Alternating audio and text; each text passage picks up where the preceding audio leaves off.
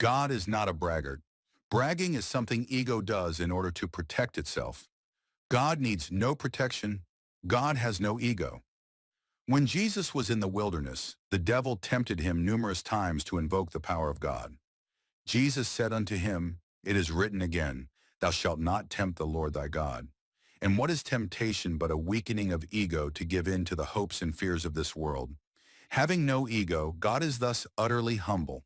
When an atheist mocks God by demanding that he show himself and prove his existence, they are asking God to become egoistic, the opposite of God. They ignore the purpose of this universe, one of allowing us to decide whether or not we return to God. The Heavenly Father does not want to tip the scale with a display of power, but wants us to decide to search for Him with great humility. And when we humble ourselves, we become more like God in this respect. Because of this, there is greater harmony between us and God, just as there is harmony between God and Christ. While there are many definitions for humility, we are interested only in that aspect of being humble, which most closely resembles zero ego. Proof of God is all around us, only if we are humble enough to see it.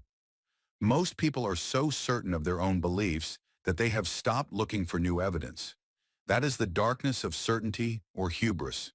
It darkens the heart, preventing an individual from seeing further than their own beliefs. Take, for instance, the existence of life.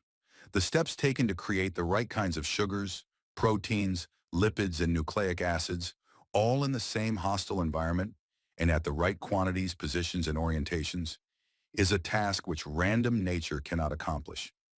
Add to this the stunning quantity of information found in the simplest DNA molecule, and you have something impossible. The fact that life exists shows that a force superior to random, natural processes exists. In the early 1800s, French scientist Carnot discovered the principle of entropy.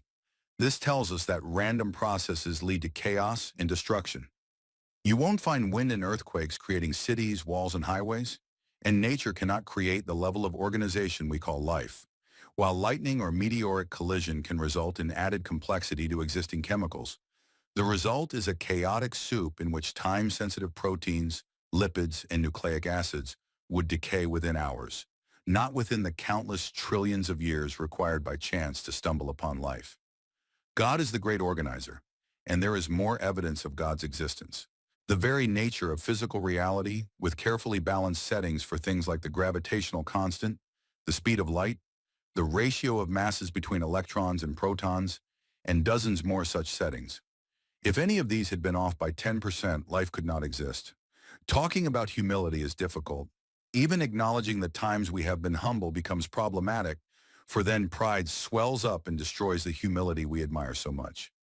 Humility is an attitude approached through sacrifice, giving up our attachments to self and self-possessions. And humility is one of the four traits of God which we can change within ourselves to be more like Him.